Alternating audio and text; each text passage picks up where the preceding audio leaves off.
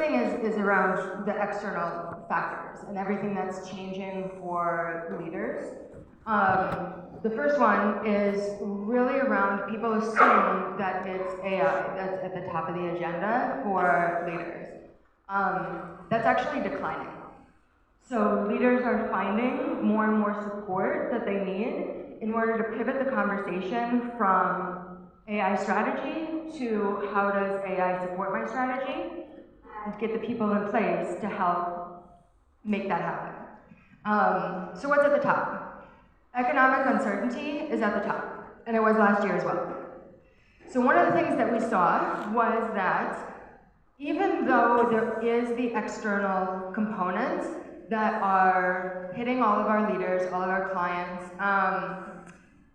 they're not changing too much, and leaders are starting to realize that.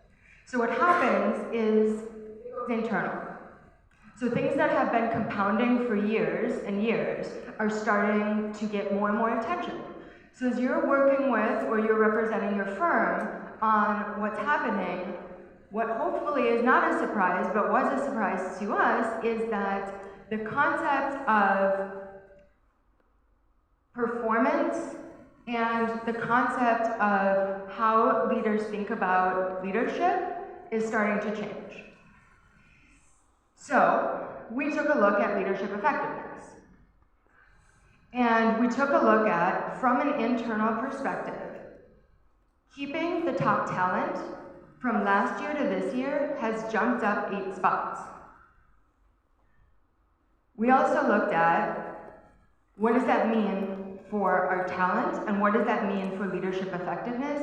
As what was mentioned, people are starting to get more and more burnt out. So what leaders are asking for is clarity, and that remains at the top of what they believe the challenge is in leadership effectiveness. I would ask you to start thinking about clarity and what that means to you. And start thinking about how that might look like what it used to. You get the data, you pivot a little bit, you have the time and the space. But that time and space is no longer. So what I ask, and then we'll come back to the crew, is does clarity need to be what it looked like before? And are our clients and our peers holding on to the past when we don't have to? And we have to see the future. And what matters in the future is that support system. So we're privileged to have a future leader here and someone who's thinking about, she's already running the company and she's thinking about how future leaders and succession is going to happen and the well-being of the individuals. But that's not common in the marketplace. I was told 4 minutes and I'm going 8 minutes. Sorry. So I ask you to think about clarity. I ask you to think about the network and the support system, I call it the ecosystem, around our leaders to really help them. We have a wonderful example here around the therapist, the coach, the mentor. And that's what we want to encourage for those around us, for us as leaders, to have that ecosystem of support, otherwise we will fail and we will be left behind. And that's what that research shows. So with that, we will start a chat.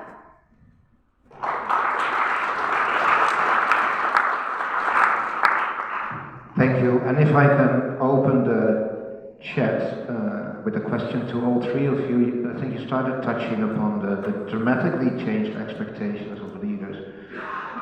If you take out your crystal ball, how do you see that develop over the next decade or two?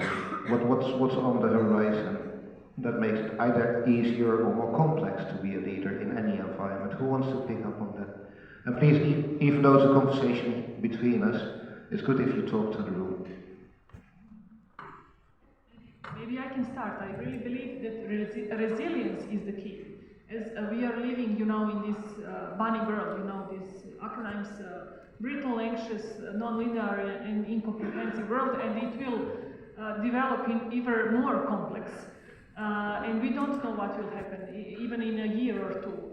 But the key point is to be really resilient and to find a solution for each situation, whenever you will be. Yeah, building on that, I've heard recently someone also use the word stamina, because in light of the bouncing back resilience is very important, but because of the, not just the sprint, stop, sprint, but the marathon effect of change upon change upon change, and we've all been experiencing it, that leaders need to build in stamina.